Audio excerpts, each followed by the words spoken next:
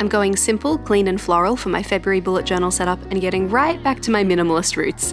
All you need for this one is a journal, 2 pens and a watercolor set. Hey there, it's Erin. Thank you so much for clicking on my video. Last week I showed you a different February 2024 setup. This one is in my own journal. This one is the one I'll actually be using.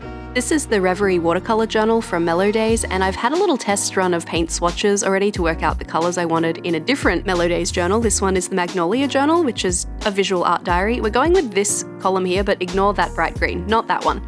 If this is your first time joining me on my Mellow Days watercolor journal journey, you might not know that I am not really much of a painter. It's something I'm trying to improve at and grow at this year. By having a watercolor journal, that's kind of the point for me. I had some lofty ideas, but I've been quite unwell. I'm doing a lot better now, thankfully, so I didn't want to push myself too hard. I thought I'd just go back to a floral kind of basic thing because that seems to be what I find the easiest. And originally I'd planned to just do loose watercolor florals without any of the pen outline, but I chickened out. So rather than really painting the flowers, this is going to be more like colouring in with watercolour, if you will, which for some reason for me feels a lot easier than jumping straight in with a brush and just trying to paint the flowers loosely. It also means that I can go in with pencil first and work out where I want to place everything, which is something that I find really helpful. I did all the pencil stuff off camera already, so you don't have to watch everything happen twice, but we're currently working on the February cover page and I wanted to have a wreath design. This is one of my favourite impactful but kind of simple ways to make a cover page really pop. I worked out where the centre of the page is and then I used a coaster actually to draw around so I'd have a nice circle. And then I sketched out some flowers and ovals on that circle with pencil and I used those as the basis for where my larger flowers would go. And I'm filling in the gaps between those flowers with some smaller flowers and some leaves and some just kind of lines that give the impression of maybe one of those wreath bases that you can buy at a craft store. I don't really know what kind of flowers I'm doing here. At a guess, I'm saying maybe cosmos because I watched some watercolor floral videos that showed you how to paint cosmos and then I chickened out obviously and didn't do it. And maybe camellias for the other ones. They sort of look like some flowers that my mum has that she calls camellias, so let's go with that. I'm using the 05 Sakura Pigma Micron pen for the outline of all the flowers and then I jumped in again with the 01, which is a very fine pen, to add all of the details. And those are waterproof fine liners, so they won't run when I go in with the watercolor later, but we'll get to that. I'm using my letter stamps for all of my lettering this time around and I'm using them with the N79 warm grey Tombow rather than an ink pad. I just like using them with my markers because it means I don't have to buy ink pads. And on the facing page I'm adding a quote page as well. Given that February is the Valentine's Day month, I wanted to go with a love-related quote. Using the dot grid on the page is really helpful to try and keep your stamps very even. If that's something that you're going for, you can kind of line up the bottom of the stamp with a dot every time. I actually messed up the spacing a little bit towards the bottom of this quote, where actually my line spacing rather than my letter spacing or anything. I should have gone down an extra row here for this one where it says rushed. It should have been a space lower, but that's okay. We're going to pretend that's not the case. This quote is from an Instagram poet called Mark Anthony. It is, "Remember, love is calm and infinite as the sea and never needs to be rushed." So beautiful, I couldn't agree more. I tried to line up the lettering for that quote so that it somewhat matched the height of the wreath on the opposite page, and I'm just going to add some more florals above and below the quote so that it ties in with the theme, but I do want to keep things really minimal and have lots of negative space. So I'm trying to make sure the flowers stick pretty close to the lettering and then leave some space above and below them. As much as I knew these pens were waterproof, I wanted to give them a minute to really dry down first anyway, which didn't end up being necessary, as I found out later, but we're going to move on to the next page. We're going to do all of the pen and the lettering first, and then come back and watercolor everything once all of that ink is down on the page. Which brings us to the calendar or monthly spread. I've been doing a lot of grid-style calendars lately, so I decided to mix it up a little bit this time. We're doing a full double-page spread. We're going to have Monday, Tuesday, Wednesday, and Thursday on the left side, Friday, Saturday, and Sunday on the right, and the boxes are going to be open and just sort of floating. So there'll be a top line that denotes where the number and the initial for each day of the week goes, and then there'll just be space under that. But I am dividing those top lines so that I can see which day falls where. If I don't have that line, I get very confused.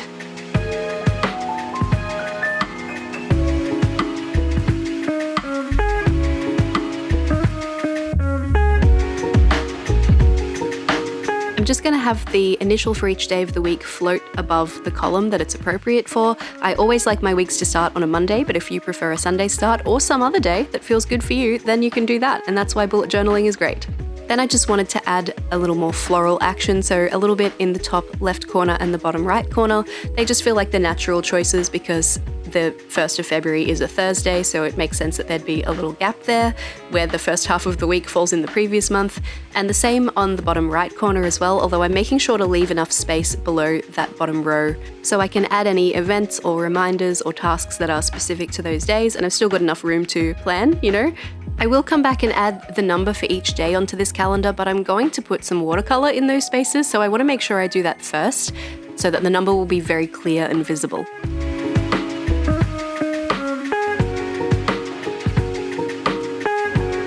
I tell you what, keeping it very simple and clean and minimal like this is so much faster than the way I usually journal with lots of stickers and washi tape and whatever.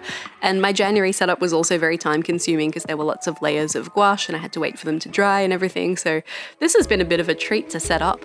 We've moved on to my content planner spread here. This one is where I work out where all of my YouTube videos are going to go live, which Fridays that will happen on, and which days I should be posting Instagram content on and what that content should be and stuff like that too. So it's a very helpful spread for me as a part-time content creator, especially if you need to keep track of things like sponsored videos and making sure that they go up on time or are submitted for review in time. But it's also just basically a glorified calendar in a different setup to the one on the previous spread. And I've used the same setup for meal planners and stuff before too, so it would work for whatever you can use a calendar layout for. It doesn't necessarily have to be a content planner. That's just the way I use it.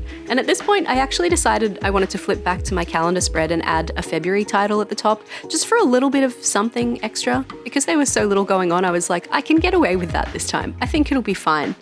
I really like, for this calendar layout, the way that the weeks are vertically oriented means that all the Fridays are on the same horizontal axis, for instance, and I post my YouTube videos on Fridays, so it's just helpful for me to be able to see them in a horizontal plane. For some reason, that makes more sense in my brain in this kind of calendar, whereas things like I always have dance on Wednesday nights, that is totally fine vertically on the previous calendar for me for some reason. On brain's weird. I don't know why that is. I couldn't tell you, but it works.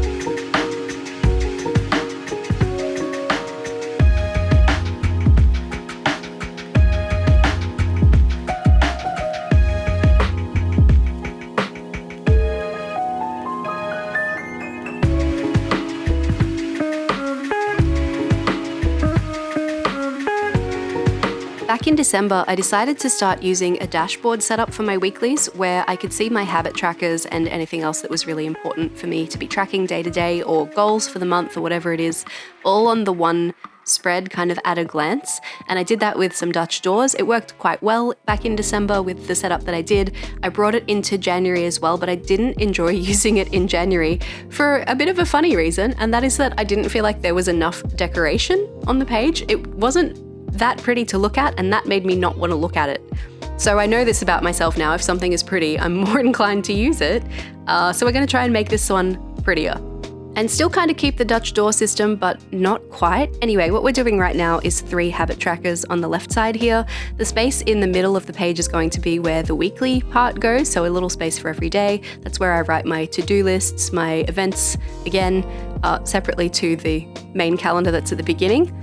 I actually don't set up all of my weeklies in one go, so it's helpful to have that main calendar so I've got the things that are later in the month that I maybe haven't set up for yet, so I can flick back and refer to that when I am setting up those later weeklies. I've seen some people do the Alistair method or a rolling task list method with this folded page situation. I'm not using it for that. I'm just using it as a way to work some extra space in here, partly for planning and partly for pretty. You'll see what I mean in a minute, but for now let's get some letters on here so we know which space is for which day of the week. And I'm just going to let these float. I'm not going to put them in boxes this time, which is a bit unusual for me.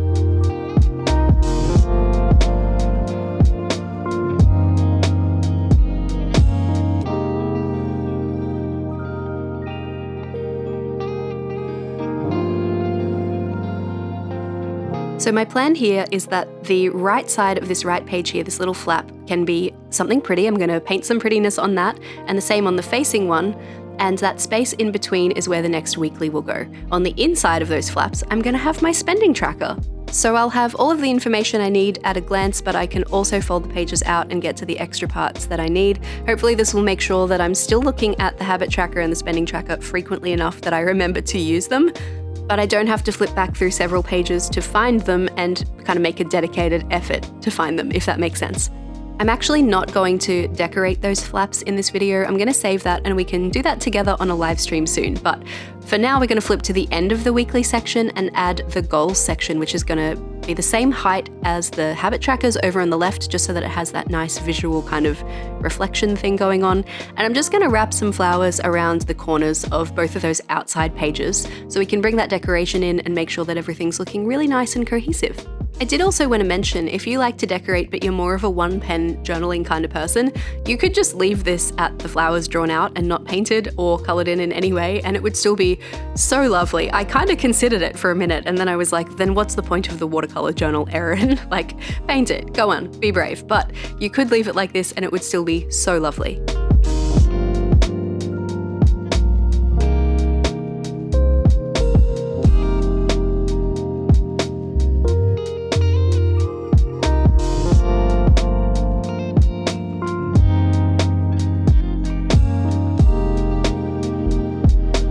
It's time for me to be brave and jump in with my paint and my brushes and put some colour on these pages.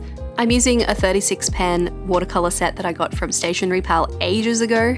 I've mixed up my own colours from it. It didn't come with the kind of pastels that I really like, so I have to do a lot of colour mixing. I'm totally okay with that. You could use whatever watercolours are available to you, or if you didn't have watercolours, you weren't interested in painting, it does kind of buckle your pages a little bit, especially if you're not using a watercolour paper journal like I am. You could just use markers and it would look absolutely lovely.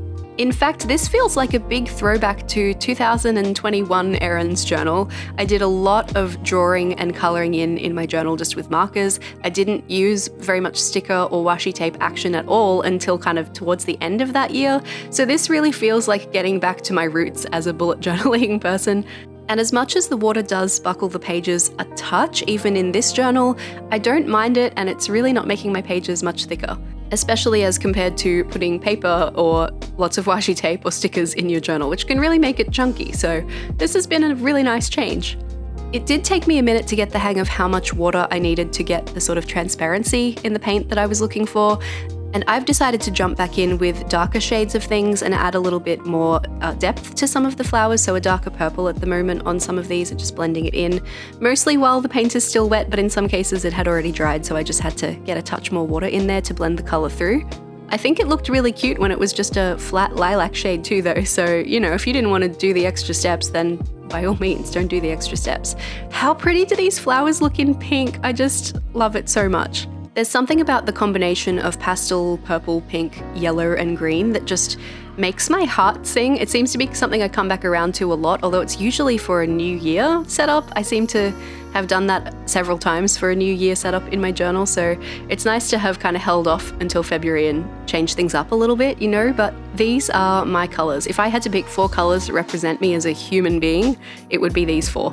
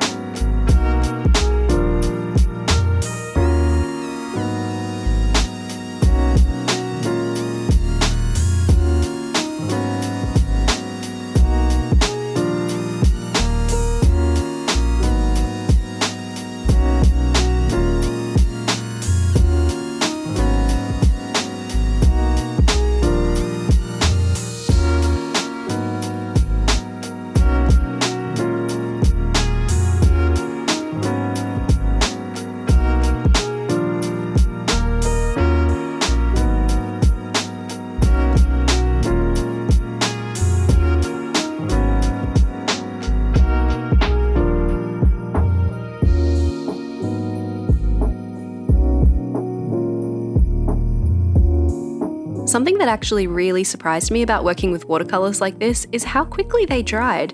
Maybe it's because I was using a pretty light hand, I didn't want to saturate the paper too much, trying to use as little water as possible, but they dried really quickly. I was really happy with that because it actually meant I could do this whole setup in a single afternoon, which is unusual for me. It usually takes me a couple of days of a couple of sessions to set up my journal at this time of year because it's summer here in Australia and my office gets very hot in the afternoon, so I'm kind of limited in how much time I can spend in there. But yeah, this was great. One afternoon, put the aircon on, off I went and did the whole thing. It was fantastic. Another thing I'm doing here to try and keep some consistency is I'm trying to keep the same colours to the same flowers over and over. So this lilac purple I'm using for my larger, let's go with Cosmo flowers, and some of the smaller ones as well, just trying to mix it up so that I don't have two of the same coloured flower next to each other too often. I'm trying to make sure that the camellia is always pink because I just like that consistency. It sort of feels like you bought a couple of bunches of flowers and have just styled them together in these little sprays, you know, if they were real flowers. And the flowers that remain, the smaller cosmos, are the yellow ones. I also mixed up two different greens, so one is a bit more of an olive green with some more yellow in it, and the other is a slightly more blue green, which is the colour that I prefer, that sings to my heart the most, is the blue-green one, but I think the olive really has its place in a setup like this, working with the yellow. There's just something about it. I don't know, it works.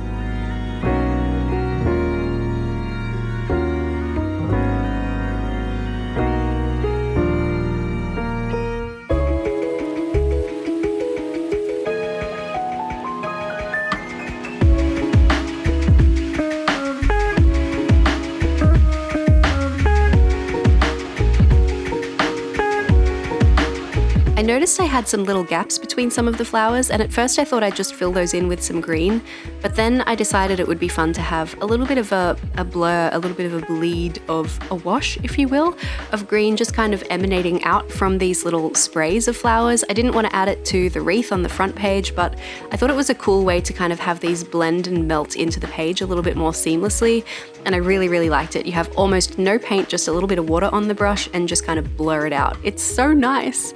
And of course we had to add numbers onto this calendar too. This is your reminder that February 2024 is a leap year, so you got to make sure you get your 29th in there.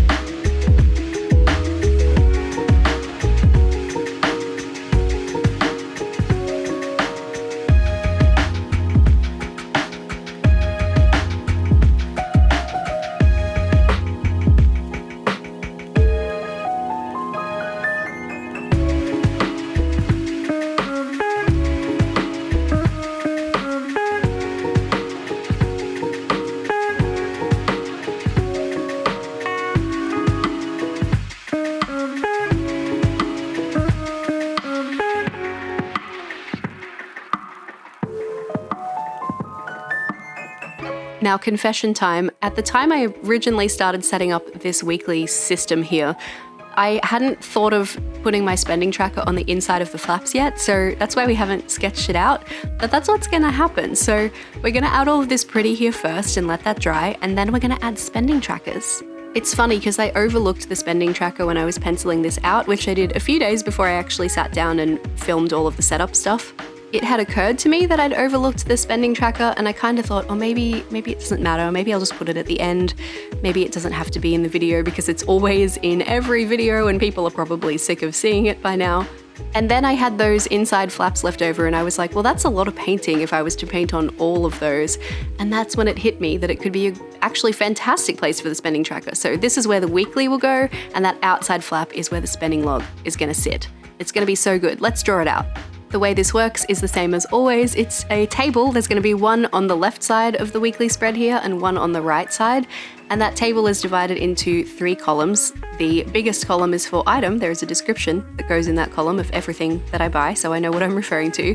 Next to that is category. I assign things by category in a way that works for me, so like car expenses and dining out and groceries and entertainment and stuff like that.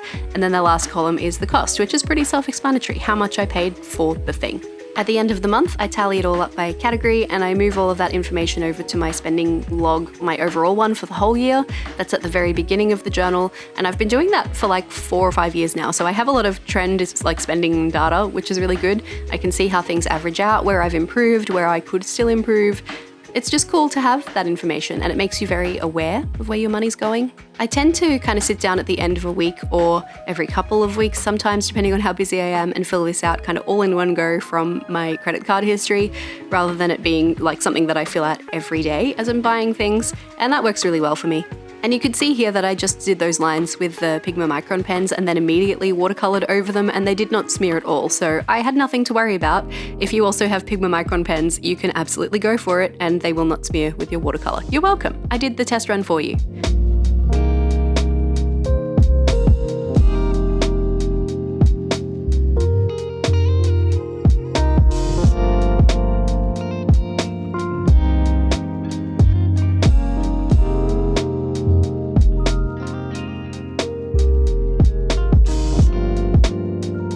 So just a little refresher, those flaps will be pretty and the weeklies will sit around those, and then after that I have space for more pretty and more weekly.